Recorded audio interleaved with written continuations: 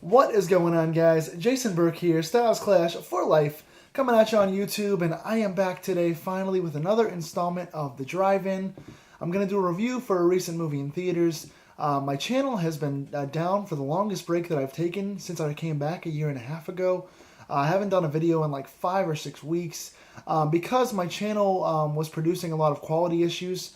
I'm not sure if my phone is full, my camera's bad, I don't know what it is, but when I record these videos, they come out perfectly fine in HD with no problems. When I post them to YouTube and I review the videos and watch them online, they get real pixelated and jumpy and a bunch of weird stuff's going on. So I've been trying to clear out my camera's memory, and I lowered some of the resolution while keeping it in HD quality, trying to do different things to make my camera able to upload and post in good quality for you guys, because I don't want to produce videos that's going to be all grainy and pixelated because nobody wants to watch those videos. So trying to keep producing content while trying to fix my camera at the same time. If any of you guys have any ways to help me fix the video quality on this camera when it posts, give me comments down below. I'm somewhat tech savvy-ish, so try and dumb it down for me. But if you can give me some simple tips to make the video quality better once it gets uploaded, I would really appreciate that in the comments. But anyway, for now at least, I am back testing this out. I'm going to do an edition of The Drive-In today and review the Power Rangers new movie that just came out. It's been out now for the last month. I saw it the second weekend that it came out, so this is a belated review. I watched it 3 or 4 weeks ago. I know I'm late here, but again, I had camera quality issues, so I'm trying this one out here. I saw the Power Rangers in theaters. Of course, I grew up with the Power Rangers back in 1995 in the original series. But again, I'm coming in a huge fan watching this movie. There will be spoilers in this review, so if you have not seen it and you want to see it, pause this video, go watch Power Rangers, and then come back and check this out, because there are spoilers here. This was directed by Dean Israelite and written by John Gattens and produced by Saban, who did the original series. Power Rangers, of course, is a 1995 TV series that morphed, started in 95, had 3 original seasons with the Mighty Morphin cast, and has now since gone on to about 30 seasons, 28 seasons, something like that, of different iterations of the Power Rangers.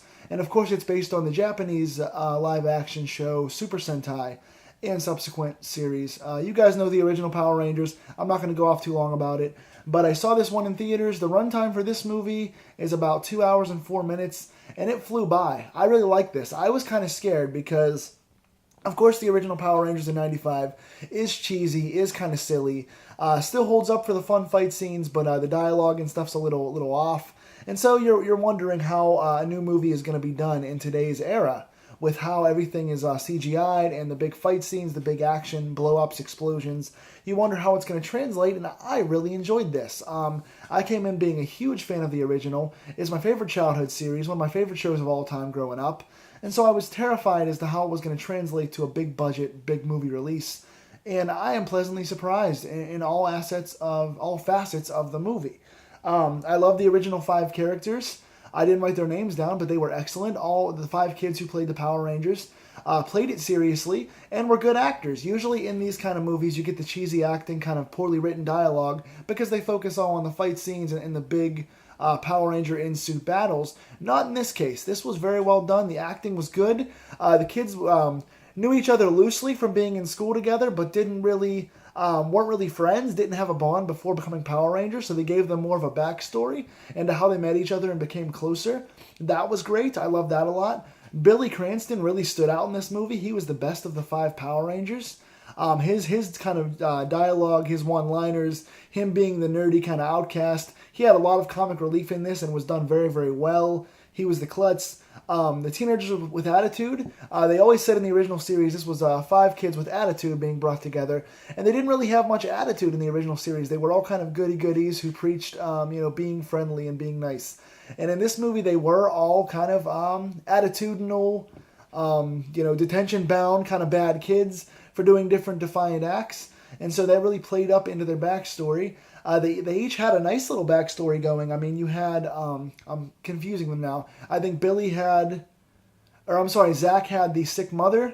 He had sort of a racial descent. They had Zach's character kind of have a little more racial background. Billy was the black character this time, so they didn't go with the standard stereotypical things, which I liked.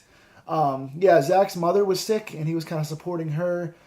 Jason was the athlete who was always being talked down to by his dad and had shoes to fill. Trini, I believe, had a bad home life and stuff like that. They had all these different backstories added that you didn't see in the original, which was great. I love this. Also, the fact that they couldn't morph until they had bonded and become a true team. They put a lot of pressure on Jason as the leader. He played the leader role very well, trying to keep these guys bonded. Again, the acting from all five was taken seriously, and their bonding was progressed well over the 2-hour span, which seemed like an hour. It went by very fast. It was paced well. Elizabeth Banks as Rita was great. I loved her. She was over the top as the character's supposed to be, but she wasn't too over the top. She had a good time playing the role, you could tell. Bryan Cranston, who played in a couple of the original Power Ranger villain scenes back in the day, played Zordon here pretty well. He didn't do a whole lot standing out wise, but he was good. They also featured him early in the beginning, showing his backstory with Rita, which we didn't really get on the TV series. So again, more storytelling, more build-up. I love that. He played his role well. Alpha 5 was nice, a couple throwbacks to the ay ay ay and a couple of the catchphrases. He did his kind of standard role. He looked kind of cool in his new role. The building of Goldar I loved. Goldar being the main monster in this was great because he never really had that starring role in the original Power Rangers. He was Rita's top henchman, but he never really had that kind of show-off role, unless he was against Tommy from the Power Rangers. But Goldar was the lead villain here. He was built out of rock, and Rita was collecting gold to make him. I like that storyline. That played in nicely. The one distracting thing, I think, was the fight scenes were kind of short. People complained because the Power Rangers didn't morph and they weren't in their suits fighting until the last half an hour of the movie. I didn't so much mind that. I do wish the fight scenes were a little longer. It seemed like Goldar was kind of defeated rather easily, and it came kind of out of nowhere. So that's the one knock on this movie that I think I would put.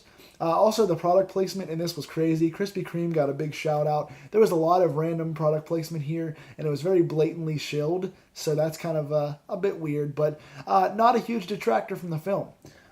We had a nice use of all the characters, some nice callbacks. I would have liked Rita to throw her staff in and make Goldar grow instead of making herself grow.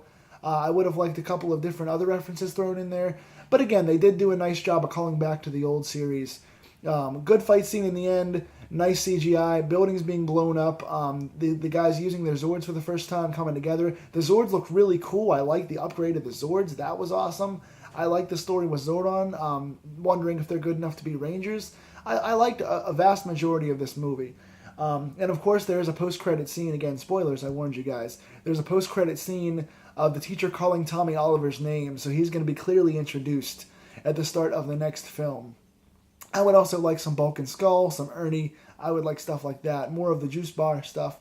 But, yeah. So, Tommy Oliver is going to be in the next one. Clearly, if this does well, they're planning on making a sequel, and I hope they do. I love seeing all the old toys back in stores. I love seeing all the kids from this generation watching this and going back to watch our old series we grew up on. So, again, good storytelling, good characters, good backstory, good acting all around, cool fight scenes. I love this. Well-paced, good story. I'm going to give this a 7.5 out of 10, leaning more toward the 8 range as well. This is good. So 7.5, trending upward, out of 10. What did you guys think of this movie? What do you want to see in the next movie? And again, also, if you guys can help me fix my video quality, tell me in the comments as well. So, what did you guys like most about this movie? What do you want to see in subsequent movies? And what do you think of this overall? Tell me down below in the comments, guys. So again, until next time, this has been The Drive-In. This has been Jason Burke, finally back with you. This has been Power Rangers. Go, go, Power Rangers. I will see you guys at the next Drive-In. Take care.